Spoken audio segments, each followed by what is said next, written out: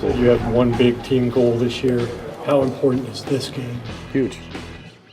Yeah, huge. Obviously, it puts us in place for the division.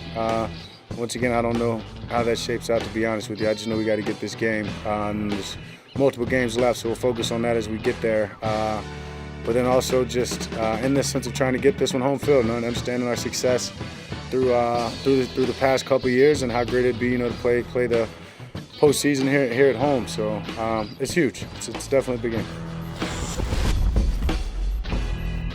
Dak Prescott talking about the Sunday night showdown, the Eagles at the Cowboys. The Cowboys almost beat the Eagles earlier this year in Philadelphia. There's a little vulnerability in the Eagles. They haven't been great in recent weeks, although they continue to win, but for the 42-19 loss to the 49ers. They're 10-2, Cowboys 9-3. If the Cowboys win, number one, both teams would have the same record with 4 games left. Number two, they would have split their season series. And then number three, it all comes down to other tiebreakers that would be determined as the rest of the season unfolds. There's no guarantee they're going to finish with the same record anyway, but it's huge for the Cowboys. Lose this one, and you're not going to win the division because you're going to be 2 games back, plus the tiebreaker, so you're 3 games back with 4 to play.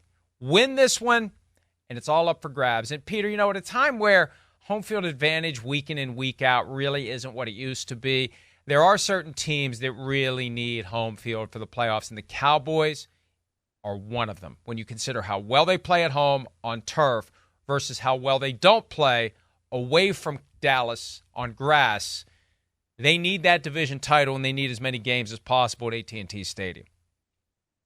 Absolutely right, Mike. And I think the big thing in this game right now is that, look, Dallas played a good game when they played at Philadelphia a month ago, and they were on the verge of winning the game. I think what this game represents to the Dallas Cowboys, if I were Mike McCarthy, if I were Dan Quinn, if I'm Dak Prescott, there are times when you say this is more important than even a game to win a division potentially. This is about what we believe. It's about our psyche. It's about showing who we think we are as a team, as an organization. And that's why, in my opinion, this game is huge for the Dallas Cowboys. And you can look at the standings and say, well, it's just as big for the Eagles because the Eagles, if they lose this game, basically lose control of their fate in winning the NFC. And so I get that. But I think it's about a little bit more than that, Mike. And the reason is because the Dallas Cowboys over the past 3 years have not won the games that are the highly competitive games that determine the best teams in football. 2 years ago in the playoffs, San Francisco, horrible way to end the game with the clock running out and they can't get another play off at the end of the game. Last year, a terrible performance at San Francisco, offensively, and not being able to get a drive going at the end of the game that could have, put them, close or had them win the game. And then obviously this year, 42-10 at San Francisco. 28-23, knocking on the door at the end at Philadelphia. Dak Prescott, Mike McCarthy, and the Dallas Cowboys have got to start winning the big games if they're going to be what Jerry Jones says every 10 minutes that they are. Well, and adding to the challenge on Sunday night, Mike McCarthy had an appendectomy on Wednesday. He expects to coach on Sunday. And look, I've never had an appendectomy, so I don't know what the recovery time is, but it seems a little ambitious. But hey, they've gotten to the point where it's basically a non-invasive surgery. It's still surgery. You still have issues, but he's got 4 days to turn it around.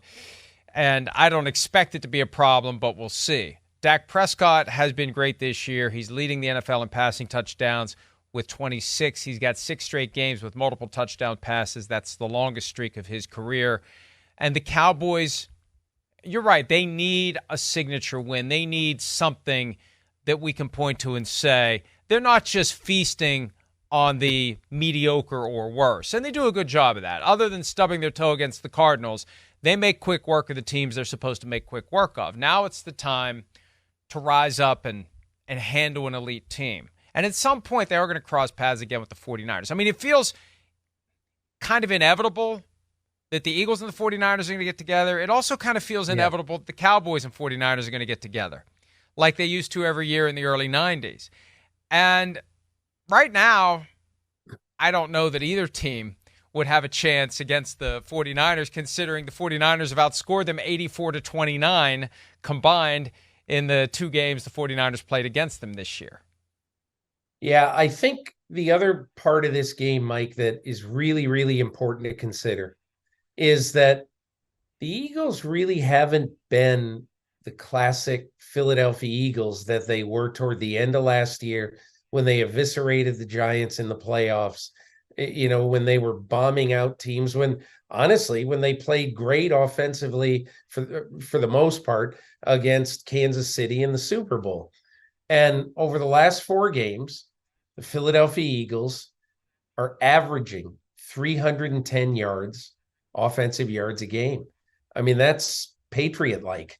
And it's just, it isn't what we are used to seeing in a team with a great offensive line, with a quarterback who we all think is getting near the top of the heap in the NFL, with a great receiver group, with, I believe, an improved running game over last year, because I think that, DeAndre Swift is better than Miles Sanders. And so there's a disconnect there.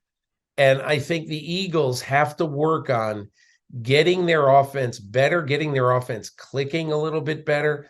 And they have to start that on Sunday against Dallas. The one other thing about the Eagles that I've seen recently is that the explosiveness in that offense that we saw a lot late last year just hasn't really been there. And even the explosiveness that we saw earlier this year. Remember when A.J. Brown was on this incredible run earlier this year, Mike? And, we saw every week, he's basically rushing for or receiving for more than 125 yards a game. And you look at that and you just say, man, what has changed? But all I know is that you look over the very recent past and it just isn't the same with A.J. Brown. He had a 100-yard game, a lot in garbage time against the Niners last week. But before that, I wrote this down the other day, his previous 3 games, 66, 8, and 37 yards. Together, that's not 125 yards. So I think they got to start really trying to get the ball downfield a little bit more to A.J. Brown and obviously continuing to use Devontae Smith, who's been a significant factor in the last 3 or 4 weeks.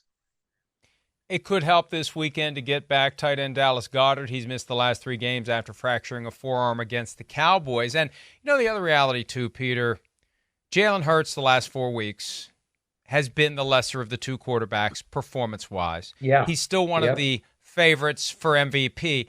And look, I don't want to give this a whole lot of oxygen, but it was kind of a strange thing this week, and I know it's on the Eagles' radar screen. I know for a fact that they're aware of it. David Carr on NFL Network, I think it was Tuesday night, suggesting, I think it was Monday or Tuesday, either way, he initially suggested benching Jalen Hurts and letting Marcus Mariota play while Hurts gets healthy. And then it creates a big storm in Philly, and the next night they set him up with the question, you were in no way saying the Eagles should bench Jalen Hurts, and then he proceeds to say, no, I was just saying they should not play him and play Marcus Mariota. I think it's a ludicrous concept. You just go with Jalen Hurts. Jalen Hurts, at whatever percent he's at, is better than 100% Marcus Mariota. But something is kind of off still, and I don't know whether it's the knee injury. That seemed to be a bigger issue earlier in the year, but something seems a little bit off. He doesn't seem to be as dominant as he was last year, but he still continues to be among the MVP favorites. And if the Eagles end up with the 1 seed in the NFC, and they still very well could, Jalen Hurts is going to get some MVP votes. You know, Mike, the MVP is probably the result, the over discussion on the MVP is probably the result of so many people covering the game, and there being 6 days between games, and you got to fill it with something. And look, I'm not averse to talking a little bit about the MVP, but the fact is the discussion is borderline worthless, because next Monday it's going to be a totally different discussion, because things are going to happen in Sunday. If the Cowboys lose 33-10, Dak Prescott will be the 58th person on the list of MVP odds. So, and none of it matters until a month from now when the season is over. So that's why, to me, you talk about giving something oxygen. First of all, I read that and I just said, this he can't be serious saying this. And first of all, you know what the situation is with quarterbacks, Mike? If right now, I want you to hear the reaction. If right now Jalen Hurts and the Philadelphia Eagles announced that, Jalen is going to take the next 3 weeks off to heal his knee so he can be 100% for the playoffs. First of all, I want to ask you how that goes over in his own locker room, where Lane Johnson probably could say, I really need the next 3 weeks so I can be ready for the playoffs. And there's probably 10 guys in that locker room who it would be better if they didn't play this week for their long-term, this season health. And, quarterbacks do not, it isn't a deal with quarterbacks to rest so that you get better. That doesn't happen. It happens after the season. If you can play, you play. And that's why, to me, when I heard that, I wonder what David Carr would say. And I like David Carr, but I wonder what David Carr would have said if late in a season at Houston, when he had been beaten up and he had bruises everywhere and his ankle hurt and this hurt, if they said, listen, you sit out because we want you to be healthy for the last couple of games. No, I'm playing. I'm going to battle with my guys. And so don't ask Jalen Hurts to sit out. If he has to, he will. And if he doesn't have to, he won't. Quarterbacks in today's game don't do that. Hi, it's Mike Florio. Thanks for watching PFT on YouTube. Hit subscribe for the latest news and analysis from Pro Football Talk.